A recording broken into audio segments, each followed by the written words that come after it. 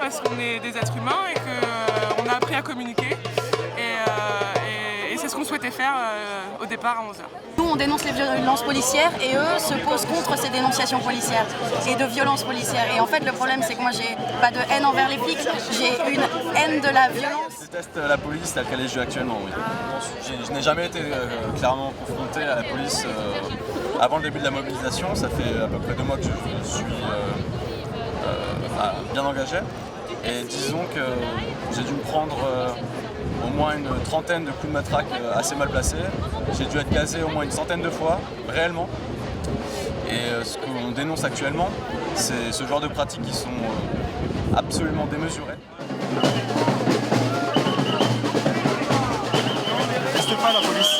Le problème, c'est que la police, elle obéit à un gouvernement, on va dire, qui viole le droit des gens, et notamment le code pénal français. Non, absolument pas. Nous, c'est pas contre la police qu'on a des problèmes, c'est contre les ordres des politiques qui sont derrière, c'est tout le système qui est mis en place derrière et qui essaie de perdurer, alors qu'il doit évoluer si on veut faire... Si on veut pouvoir survivre, si le système doit pouvoir continuer, il faut le faire évoluer et c'est pas en maintenant les flics tout seuls place de la République et en nous empêchant de discuter avec eux que ça va améliorer les choses au final.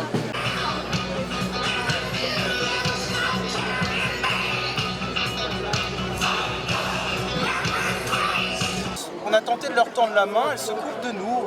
C'est pas pour autant qu'on va leur lancer des cailloux, mais on est triste. Coupe la police. Et encore une fois, là-bas, on est allé voir les CRS pour leur montrer nos slogans anti-haine, et ils nous ont demandé de partir. Ce qui est important, je pense, c'est d'avoir un contact avec eux, de pouvoir discuter avec eux. Il faut arrêter de croire qu'on est là pour tout casser. Si on a des masques, si on a des lunettes, c'est pas forcément pour se cacher, c'est pour se protéger.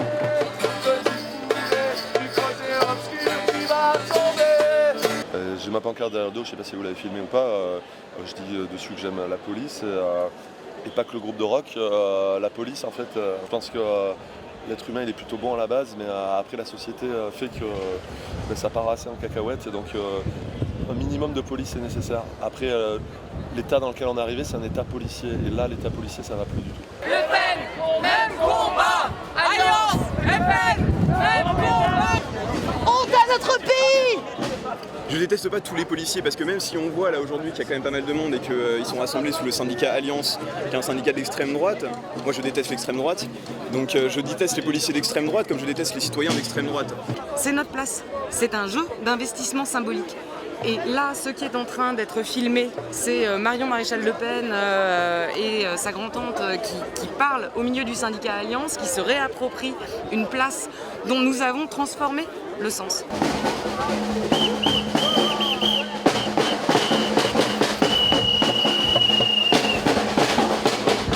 Ça a déjà dégénéré, je sais, non mais je sentis le cramer tout à l'heure.